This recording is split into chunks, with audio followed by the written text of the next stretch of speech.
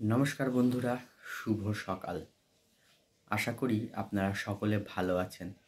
আপনারা ভালো থাকুন, সুস্থ থাকুন, এই কামনা করি। বন্ধুরা, আজকেও দেখুন আমি একটা পাঞ্জাবি পরেছি। এটা হচ্ছে বাবার পাঞ্জাবি। ওই যে আমি বললাম বাবার সমস্ত জিনিসগুলোই আমি পরবো। তো এই পাঞ্জাবিটা পরে কেমন লাগছে বলবেন, হ্যাঁ, কমেন্ট করে। আজকে হচ্ছে একাদশী। আমার যখন পৈতে হয়েছিল আমি একাদশী পালন করেছিলাম 1 বছর। আমি, বাবা, মা, আমরা তিনজনে মিলে একসঙ্গে একাদশী পালন করতাম। তখন কি ভালো লাগতো এই একাদশী পালন করতে। আর আজকে বাবা নেই, বাবা আমাদের ছেড়ে চলে গেছে, সেই কারণে আমি আর মা একাদশী পালন করব। তখন আমি, বাবা, মা একাদশী পালন করেছিলাম আনন্দ করে। আর এখন দুঃখে ভরা মন নিয়ে আমি আর মা আজকের একাদশী পালন করব। আজকে সকালে আমি ঘুম থেকে উঠেছি 7টা কি 7:30 এরকম সময়। উঠে ঘরটা ঝাড় দিলাম, মুছলাম। যেহেতু মায়ের খুব কোমরে পায়ে ব্যথা, সে কারণে আমি করলাম। তারপরে মাকে চা বানিয়ে দিলাম একটু। আর এখন মা একটু রোদে বসে আছে। আজকে সকালের জলখাবারের জন্য ঝাল সুজি বানানো হবে। আজকে যেহেতু একাদশী, সেই কারণে এই সুজিটা, আমি আর মা দুজনেই মিষ্টি খুব একটা পছন্দ করি না। আর মায়ের যেহেতু সুগার, সেই কারণে এই সুজিটা ঝাল সুজি বানানো হবে। এখানে কাঁচা সুজিটা নিয়ে নেওয়া হয়েছে। এখন কড়াইতে, শুকনো কড়াইতে এই সুজিটাকে একটু ভেজে নিতে হবে।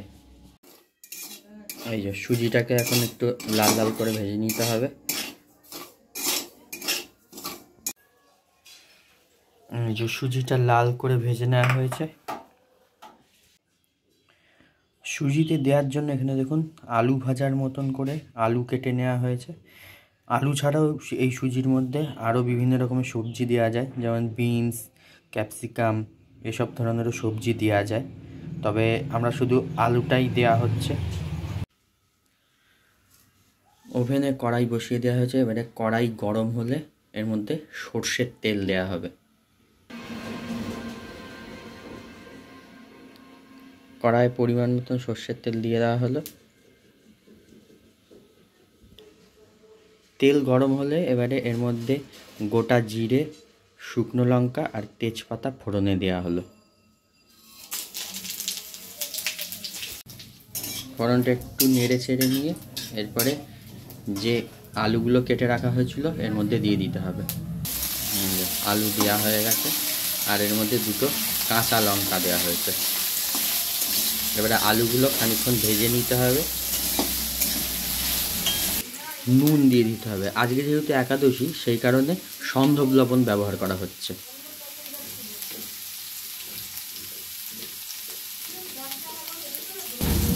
এবার দেওয়া হলো সামান্য হলুদ। আলুটা ভালো করে ভাজা হয়ে যাওয়ার পর এবারে একটা টমেটো ছোট করে কেটে দিয়ে দেওয়া হলো।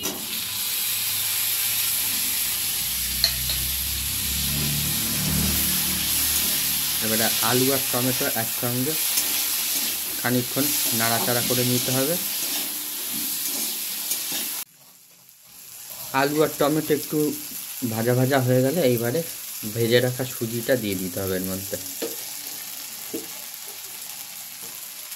এবারে সুজিটা দিয়ে একটু নাড়াচাড়া করে এর মধ্যে মিষ্টি দিয়ে সামান্য জল ঢেলে দিতে হবে।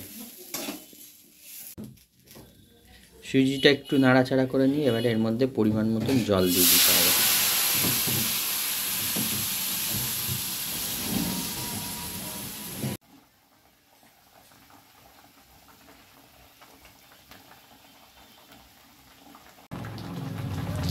সুজিটা এরকম একটু সেদ্ধ হয়ে গেলে এরপরে এর মধ্যে ঘি দিয়ে দিলেই হয়ে যাবে ঝাল সুজি।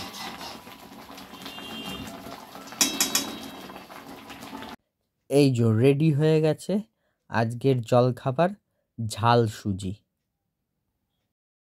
আজকে সকালের জলখাবারে খেয়েছি ঝাল সুজি, আর দুপুরবেলায় খেয়েছি সাবুর খিচুড়ি। তো সাবুর খিচুড়িটার ভিডিও করা হয়নি, ওই জন্য আপনাদেরকে আর দেখাতে পারলাম না। তো আজকের মতন ভিডিওটা এখানেই শেষ করছি।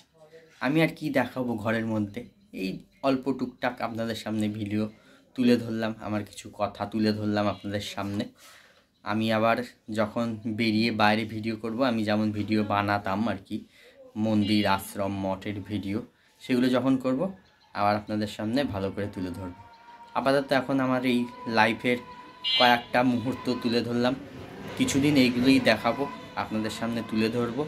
তো আপনারা অবশ্যই আমার পাশে থাকুন, আমার সাথে থাকুন, আমায় আশীর্বাদ করুন, যাতে আপনাদের আশীর্বাদে আমি এগিয়ে যেতে পারি। তো আজকের মতন ভিডিওটা এখানেই শেষ করছি। দেখা হচ্ছে পরবর্তী নতুন ভিডিওয়। সবাই ভালো থাকবেন, সুস্থ থাকবেন।